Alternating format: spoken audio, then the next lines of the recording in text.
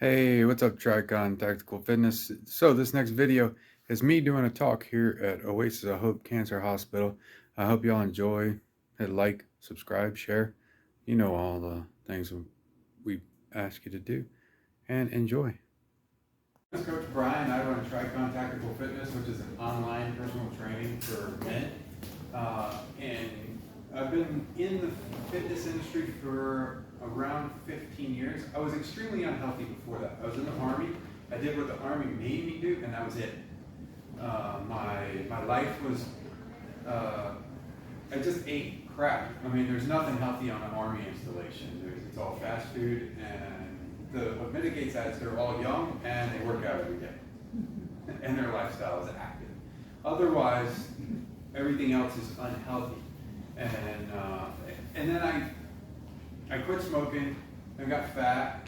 Never been fat in my life. Had a buddy that was a trainer. He said, "Come on, let's go to the gym. Let's work out." And that's how my journey started. And so what I'm going to be talking about today is fitness and cancer and how can it. I mean, this is for everybody, the caregivers and the patient, because it's going to help everybody. We want to be active. And one of the things that I say is, it's not just about the time in the gym or the time you work out, wherever you work out, outside, inside, in the gym, outside the gym.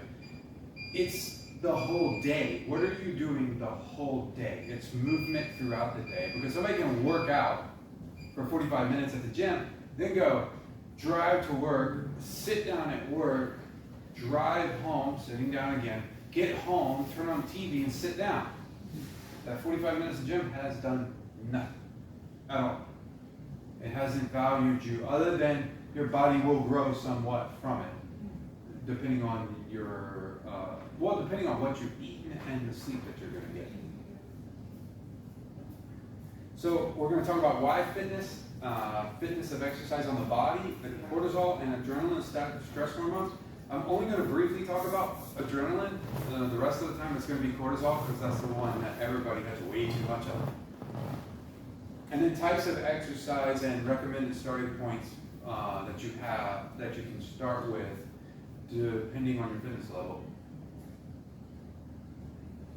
So, why fitness? So, there has been study after study after study on the fitness aspect, increasingly more in the last few years, not necessarily in the US, but in Canada and Australia. And you can go and find a lot of these studies that shows that it helps the fight against cancer getting moving and getting into some type of physical activity. If your lymph is not moving, one of your major defense mechanisms is gone. It's not there.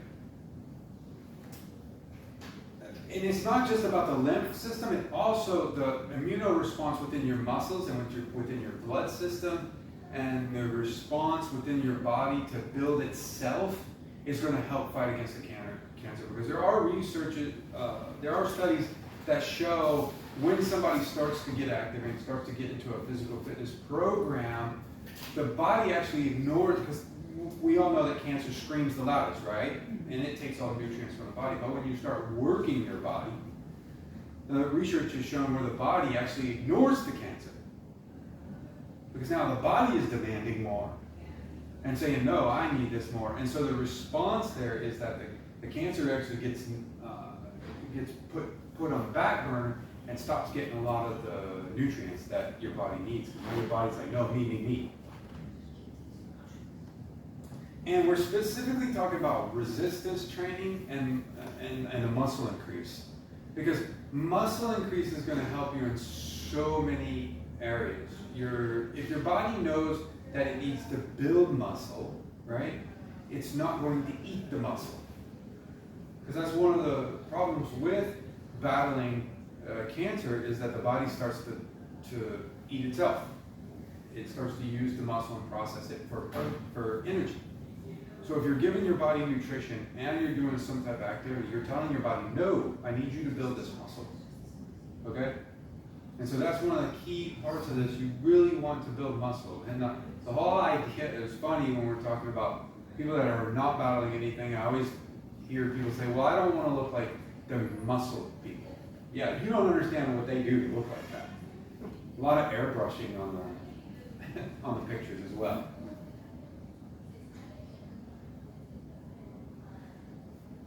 So the biggest benefit that you're going to get, not only in the muscles and the response within your bloodstream as far as your immunoresponse within your bloodstream, you're also going to get a major response in your lymphatic system. And I purposely put this up here to give you an idea of how extensive the lymphatic system is. It's more extensive than your blood vessels. It's more extensive than your respiratory system. You've got 500 to 600 nodes in your body. And what it does is it cleanses the blood, right? So you have two major immune system, two major battlers in your immune system, and that's your gut and your lymphatic system. Your gut destroys everything that comes through that you put in, and then your lymphatic system cleanses anything that gets in your blood. But it's got to be moving, and it doesn't have its own pump. So with the respiratory system, breathing, that creates the pump and the oxygen exchange within the blood. And then your circulatory system, you got your heart. The muscles have movement. So if you move, the muscles have their own pump, and that also helps the circulatory system to go. And the heart constantly pumps blood. The lymphatic system doesn't have its own pump. It requires movement. And so without movement, it's not going to move. It's not going to go. And that's why we see an increase in a lot of these different diseases, because people are not moving as much. And like I said at the beginning, it's not just about what's done in the gym, it's also throughout the day. If you can, taking the stairs versus the elevator. It's those little things of trying to walk just a little bit, trying to move just a little bit. And you can do it in a chair. You can do it laying down. My wife is right now in bed. She's here battling cancer as well. And we do exercises in the bed, because you got to keep that lymph moving, right? When you're talking about exercising, and I'll get into the specific muscles whenever we get to that point, but the best muscle to get moving are your calves. Because your calves, everything runs in between the two calf muscles, and when your calves start to move, it pushes everything else up through your body. So you definitely want your calves moving. But what moves the calves? Walking. Just something as simple as walking.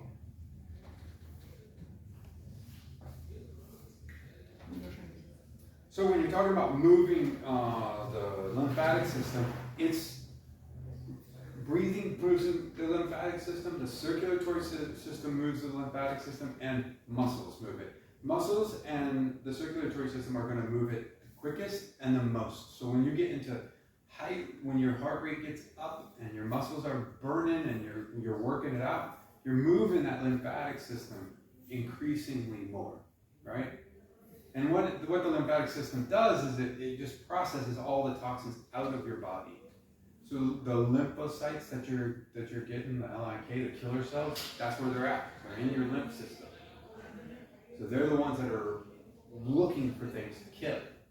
So the more you get your lymphatic system, especially after you've gotten the LIK, the more you get that lymph system moving, the more it's going to get out there and start killing that cancer.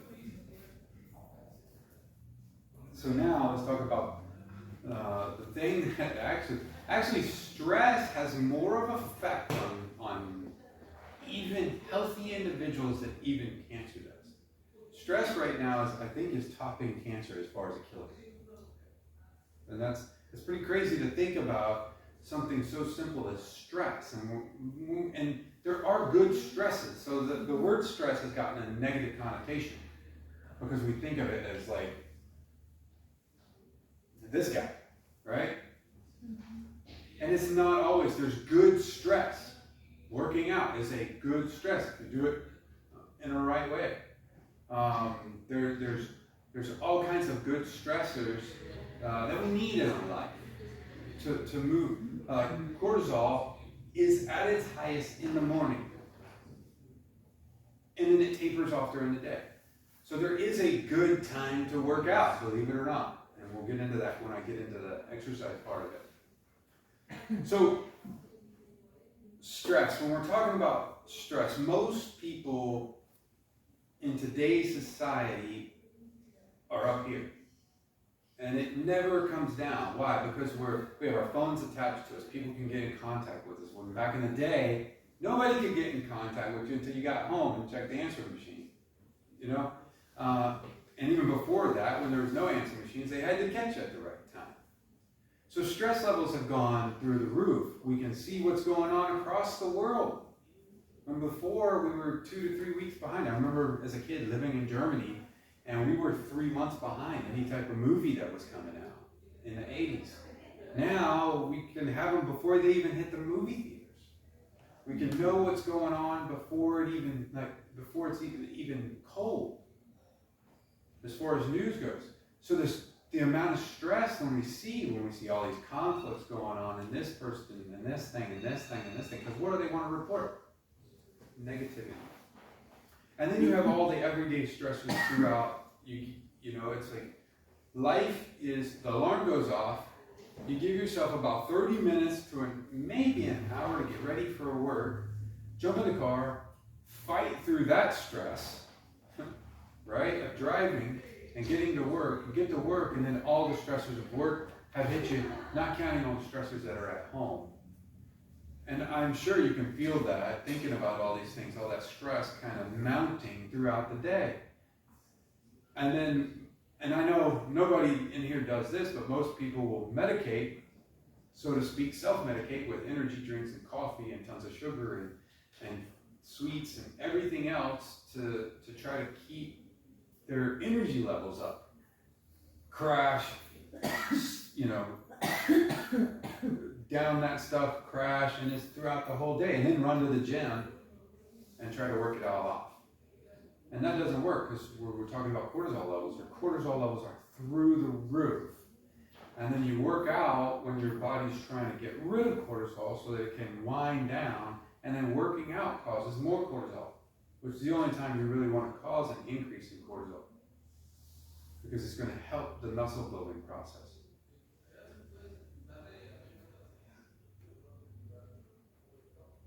So, what does cortisol do for the body? Let me talk about that, because cortisol is not a bad thing.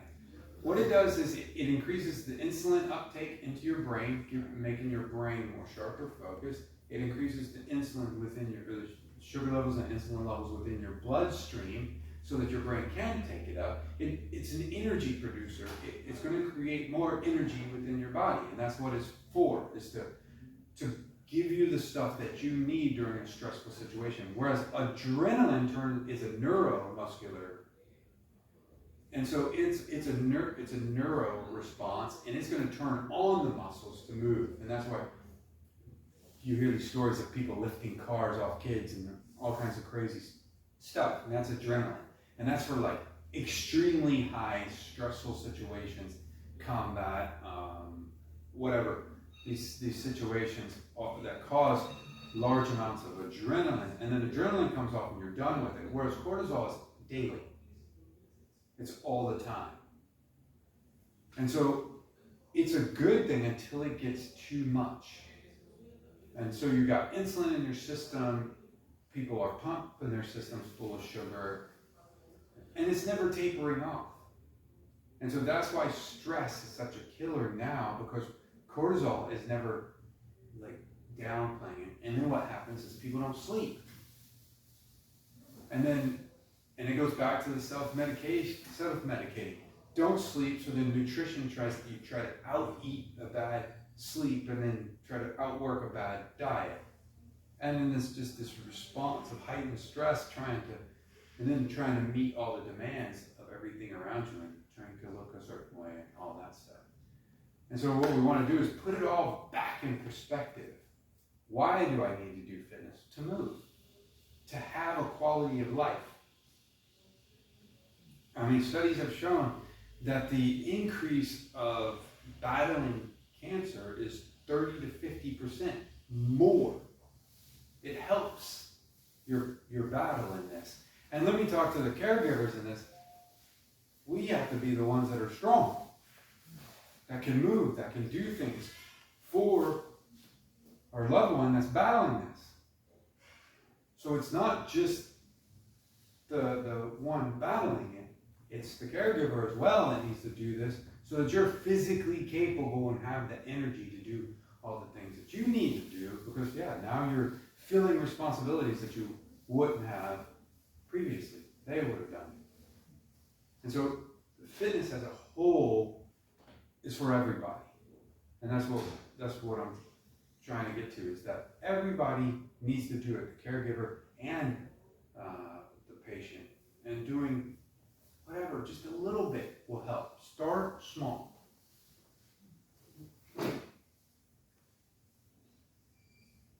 So now, types of exercise.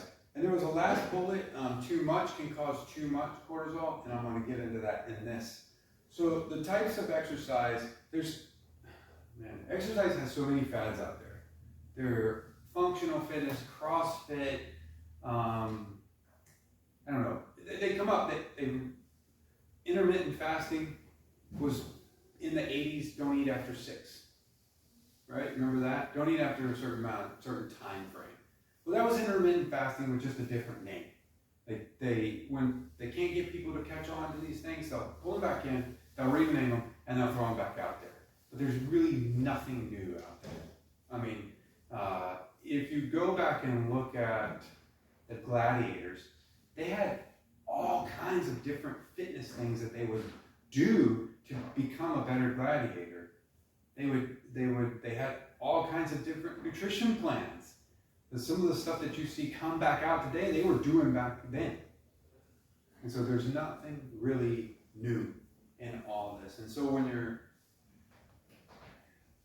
the first thing that you need to do is talk to the doctors and ask them, what can I do and what can I not do? Another thing is look for personal trainers that are specific to cancer. There are trainers out there that have certifications in cancer. Now, there's only 2 certifications out there, and they're both through the American Cancer Society and stuff like that. So they're gonna promote some of that stuff, and they do look at it from that aspect. And I have looked at their certifications, and they don't focus on. It's not a holistic kind of mindset. But still, look for. They're still gonna have more knowledge than just your run-of-the-mill personal trainer. And do your homework. Look, because there's so many certifications out there that people can just pay for, and they don't know anything. Like Jillian Michaels. Never mind, I won't say that.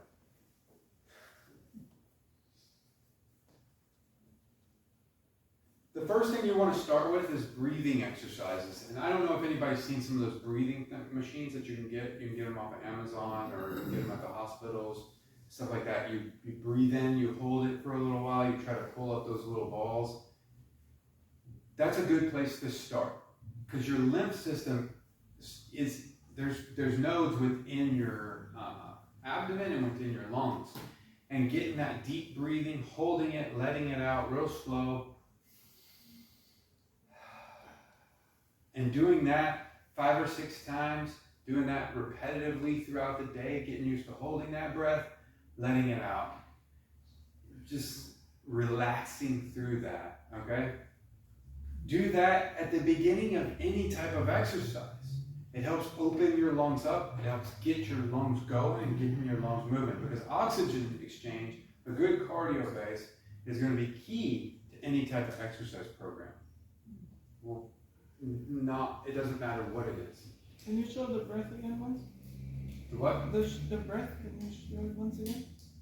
It's breathing through your nose and out through your mouth, and you want to do like a 3-second count, and then like a 3-second letting it out. So, and you want to get it deep. You want a deep breath throughout your whole body. So belly breathing is one of the options that you can do. Get that diaphragm, expand it out. You want to think about what you're doing with the breathing. How many counts in, and then you hold, and then about 3 more seconds. counts out? A 3-second count in, and about a 5-second count out. You want to get more out than coming in. You want to get that, that exchange. Breathe out. Get all that waste out of your system. So just to count to 5, Yeah. breathing in. 3 breathing in, 5 going out. Okay. And you breathe in through your nose and out through your mouth. And that, like I said, that would be the start of your lymph, getting your lymph moving. The next thing you want to do is walking, or lying resistance band training. So any type of resistance bands.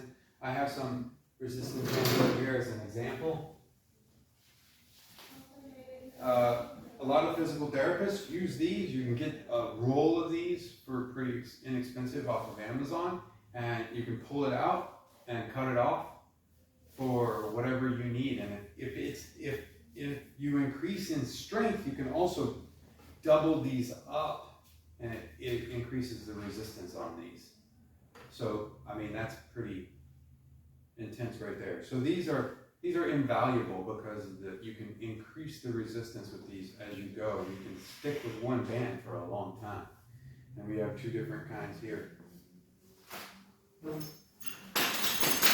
And here's another set of bands, and it comes, I've gotten attachments over the years, but here's another set of bands that you can get, and you can get these off of Amazon as well, and look for the sets, and you're gonna get what you pay for. You can get them from $23 all the way up to $79. And this is pretty much a whole gym's worth of weight right here.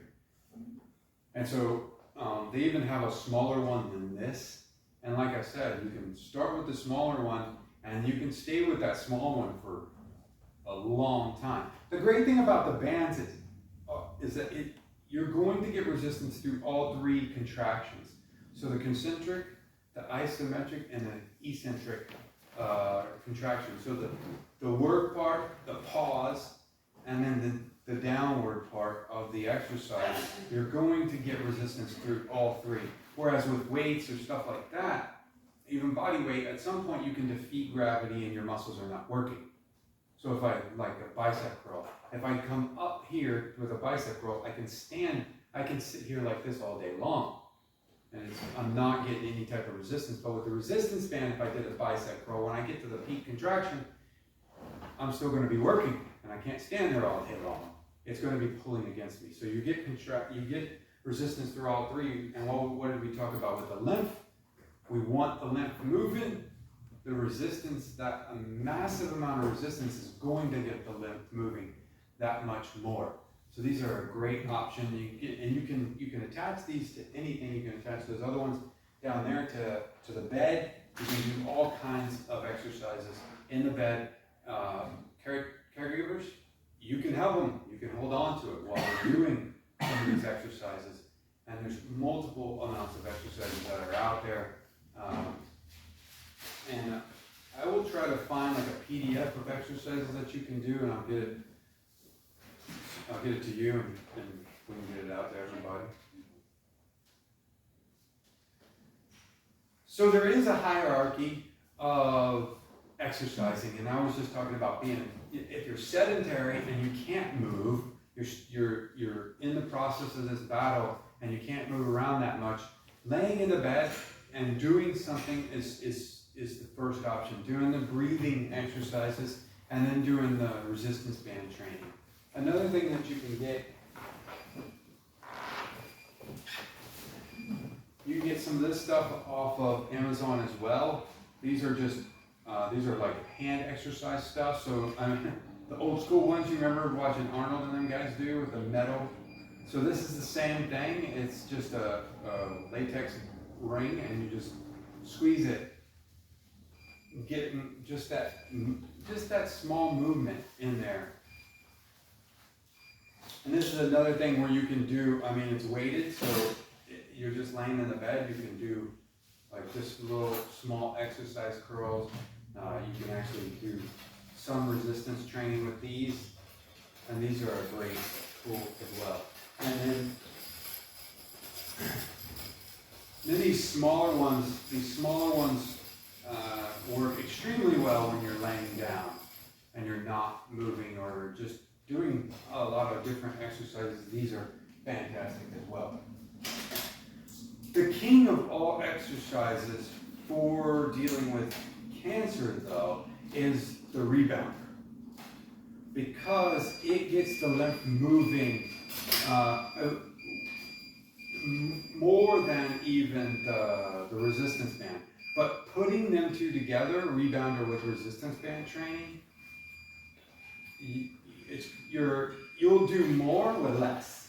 So what I'm saying is, time-wise, you won't have to spend a large amount of time working out, because you're getting the lymph moving, you're challenging your muscles pretty quickly. And we're not talking about powerlifting or strength building or anything like that. We're talking about small amounts of hypertrophy, and that's getting your muscles challenged, and we can flood the muscles with the hormone response and less about tearing the muscle down and rebuilding it back. We want the muscle to grow because we want the energy produced from that, and we want the immuno response produced from that, but we're not trying to build power or anything like that. We're not trying to get into those high stress type working out. So the rebounder is a great option.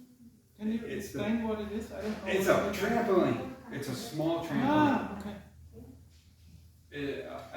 You've seen them, some of them come with a bar where you can hold on to.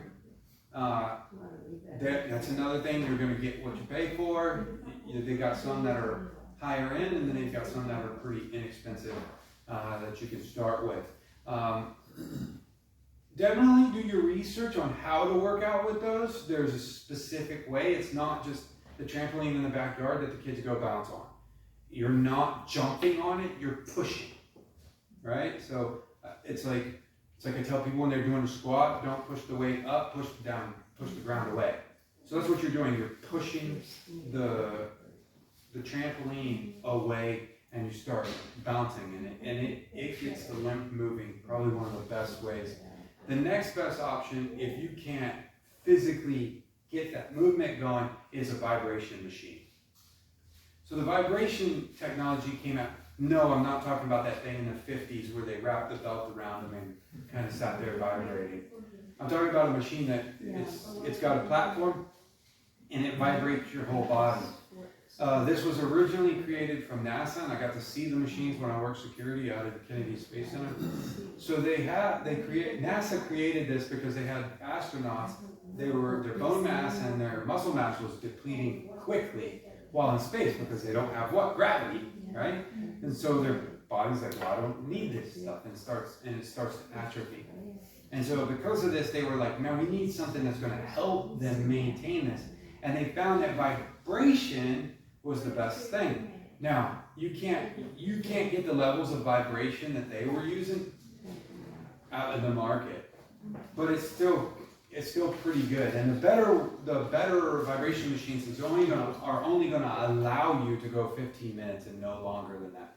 And really, you just start with about 5 minutes, because you're going to itch so bad it's going to be painful, because you're going to get your lymph and everything moving like you've never had it moving before.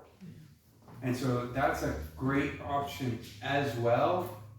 And even adding all these together, having one day where you do vibration, another day that you do resistance bands and rebounder, all these things are a great way to get your body moving in the way to battle cancer. It's not just about battling cancer, it's about quality of life, right? Fitness is all a part of this.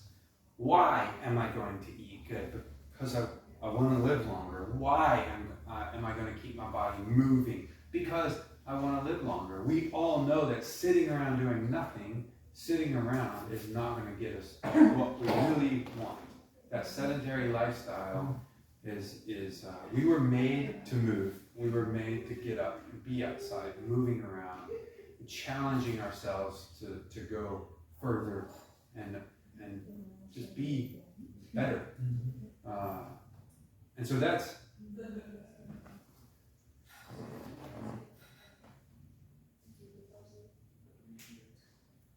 so I'm going to open it up for questions at this point.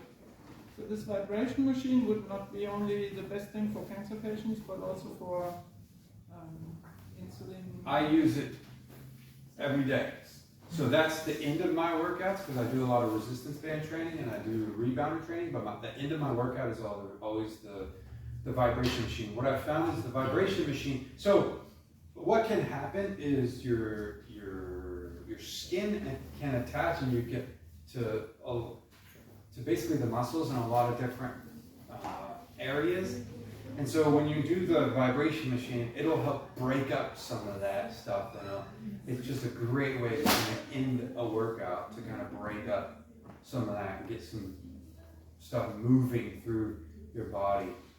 So I usually use that at the end of my workout, and then I stretch, and then I'm done. Where do you buy that machine, and how much does it cost? It just depends. You'd have to do your research on the machine. They can be anywhere from $100 to $1,500. Is it an electric thing? It is. It's an electric thing. They don't have a big footprint. Probably a little bit more than that speaker does right there.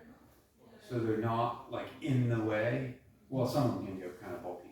I mean, the cheaper it is, the probably more, the bulkier it must be. But there's you get what you pay for. What's the impact on joints? Like knees and all of this is pretty low impact on joints.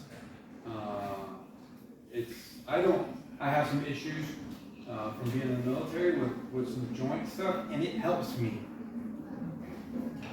Whereas going and doing barbell lifting and stuff like that doesn't. And so the resistance bands are going to be low impact. The rebounder is low impact, believe it or not. I mean, I know it doesn't sound like it, but it is low impact. And the vibration machine is all low impact.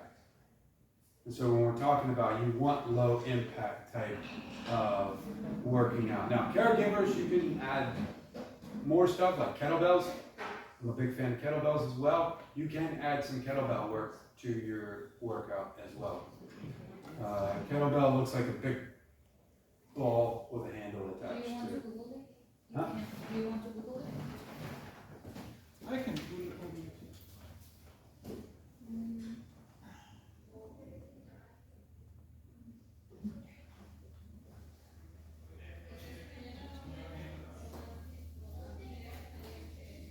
So that is a kettlebell.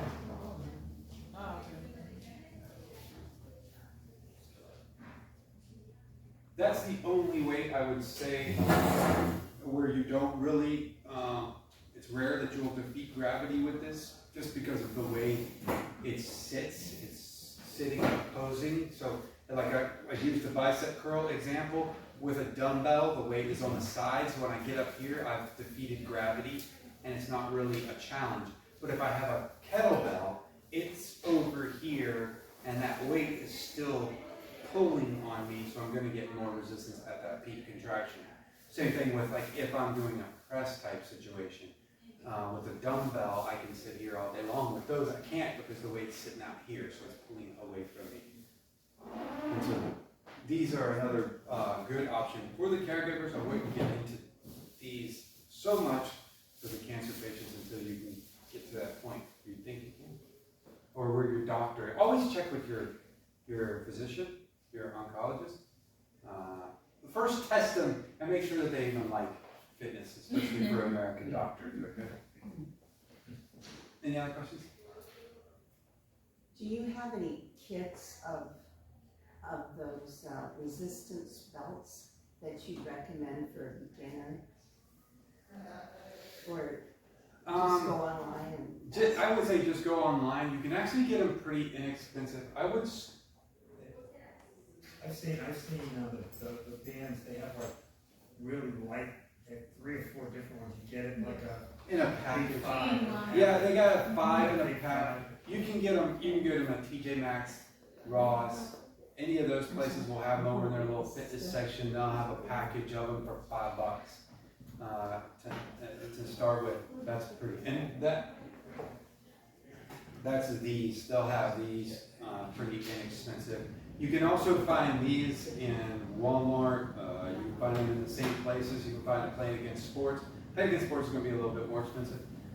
You can find these on Amazon as well. If you type in physical therapy resistance bands, generally speaking, that's what this one. And this you get in a roll, and you just pull out what you want, you cut it, and you use it until it tears up. You throw it away. You pull out another group of it. Did you say they had them at Planet Fitness also? Planet Fitness, no. Play It Against Sports. Okay. No, Planet Fitness, they hand out pizza. I'm not a promoter of Planet. I'm a lumper. Yes, I'll put that on YouTube. I will say this: don't let them sit in the sun. The sun will tear them up. Okay. Any other questions? Yeah, I had 50 lymph nodes removed. Is that talking about lymph nodes? Yeah. If they took 50 of them out of me and one of them had cancer, am I in danger for the rest of my life? No. The body is an amazing thing. So let me give you some testimonies about how amazing the body is. I have buddies that have had limbs blown off and they are working out. One that can do a squat with one leg with 250 pounds. One leg. Amazing. The body, I worked with a lady in Cocoa, Florida who was 6'3". She had been type 2 diabetic since she was 12. 12-year-olds are not supposed to be type 2 diabetic. Nobody's supposed to be type 2 diabetic. But it's definitely not a 12-year-old, okay? So that's all nutrition. And she said her parents wouldn't tell her no. She would scream loud enough, they'd give her whatever she wanted. And so at 63, she was like, I am done living like this. And she came to the gym and she started working out. Her A1C or A7, they were off the charts, even medicated. They were uncontrollable. In 6 months, she had gotten off of medication from starting a solid workout plan and a solid nutrition plan. Understanding what sugar was, learning how to read labels and know that sugar has 58 different names. And then she had 2 reconstructed knees. So her knees were all plastic and not normal parts, right? And they told her, she was like, look, this is all I can do. And I was like, okay, we'll start somewhere. She was like, I want to squat. I was like, that you want to is good. It was slow. In 6 months, we had her doing wall squats. All the way down, parallel, back up. In a year, she was doing 10 reps, 3 sets of 250-pound squats on a pitch shark. A pitch shark is a weight machine where the weights go on the outside and you put a belt on and you hook in. So the squat is here, not up here. The weights are not on your back, compressing your spine. The weights are right here on your hips where it should be. And so she was all the way down, all the way back up, 10 reps. She went to her doctor to do a checkup, and her doctor was like, this is crazy, because she showed her that she could squat, and she was like, that's physically impossible. Her body had built muscle around the knee so that to compensate. It was just the craziest thing. I had a 90-year-old woman come in and throw a picture down on my desk of a lady doing a plank. She was like, I want to do that. I've never worked out a day in my life. I was like, okay. In 6 months, she was doing a plank. In 9 months, she was doing a plank on one of the exercise balls, with her feet on the exercise ball. And every time she achieved something, she wanted to do something else. And she was, I mean, the last time I saw her when we left her, at 93, she was still squatting and deadlifting and doing all kinds of crazy stuff. It's all going to start in here. Any other questions? How much time per day? Oh yes, let me talk about that. No more than 30 minutes. Anything over 45 minutes, if you're not training for something, like I do train over 45 minutes, but I'm training for a specific thing, and I need to train like that because it's obstacle course races and they go longer than 45 minutes, so I need to train for that. But if you're only talking about training for life, less than 45 minutes, you don't need to do any more than that. Because we're talking about just getting the lymph moving, challenging your muscles. We're talking about muscle hypertrophy, not powerlifting and bodybuilding and all that stuff. We're just talking about life. So less than 45 minutes, 45 minutes and below. And the time of day, that's one thing I didn't talk about. There is a specific time of day that you want to work out, and that's morning time. And I know everybody's like, what? I can't do that. I got to do this and I got to do that. You got to make the time. The military, the U.S. military has this, they have researched this and researched this and researched this, just like for years they have researched this, and they have never changed working out in the morning. Because that's at the highest point of your cortisol levels. That's when you want to work out, because all the other things that are going to, endorphins, and you're going to get your blood moving and your lymph moving and everything moving throughout for the rest of the day. You're going to increase your energy intake. You're going to increase your energy levels for the rest of the day. And then at night, your cortisol levels are going to taper off like they're supposed to, and you're going to get good sleep. But what happens when people flip that and you work out at night, you pump those cortisol levels up, and then you're laying in bed wondering why you can't go to sleep. Because your body's stressed. And you can get into catabolism, which you don't want to be in. You want to be in anabolism. Catabolic, think cannibal. That's your body eating its muscle. And that can be produced from working out. Anabolism, think of anabolic steroid. That's building a muscle. So that's where we want to be. We want to be in anabolism. We don't want to be in catabolism. And so there is a perfect time of day, and there is a right amount of time. Less than 45 minutes. More than 20 minutes. Anything? So the rebounder, about 25 minutes? I would alternate with the rebounder. I would do the rebounder in spouts, in spurts. So about 2 minutes, then do some resistance training, then 2 minutes resistance training. Now, when you're talking about the rebounder and resistance training, you can get away with 20 minutes with those because they're pretty intense. So I would start at about 10 minutes and then work your way up to about a 30-minute workout with those. Now, with doing a rebounder and resistance bands, you don't want to do over 30 minutes. You're talking about some intense workout. So that's a combination of the That's two. a combination of those two. Yeah. Okay. Well, I'll pull out the old rebounder again then. Well, that concludes my class. I appreciate everybody coming. You got a Going question? for going for work, how long should I be? What's that? Going for work every day, 30 minutes for work or 20 minutes? A walk? Yeah.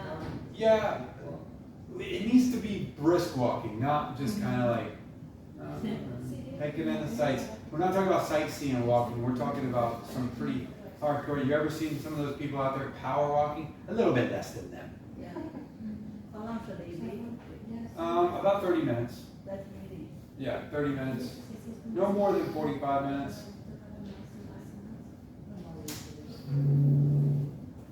Now, walking should be something that you do in the evening because you can get away with doing that. That's kind of a good chill. I would call that an active rest.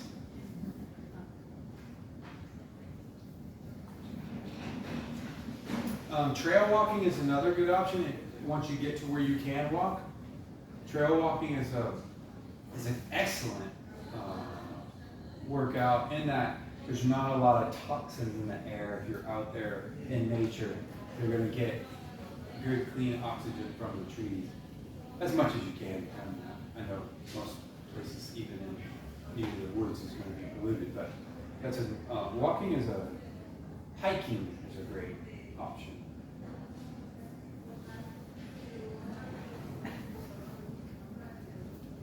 Y'all have a great day. Thank you. Thanks a lot. That was very good. What's good for jet lag? I'm all whacked out today. Oh yeah, I don't. But my lips, Sleep. will they come back or they're gone forever? No, they're gone. The other ones will take their place? Yep. Yeah. What's the best thing, food or just exercise? All of it. So when we're talking about like this, this is just a part of the whole, right? So you've got all three of them here. You've got your spiritual. That's where the name of my company came from. Tricon Fitness is trichotomy because we're a trichotomy of person. We're not just one facet. We're not just a physical being. We're not a mental, emotional being, and we have a spirit. that has a soul. We are a spirit that has a soul encased in a body. And so it's all three of them. As a whole, they all go together. And if one's sick, the other ones can get sick. And so we want to incorporate all of this along with the nutrition, along with what the counselor does. All this stuff goes together. Thank you. Thank you.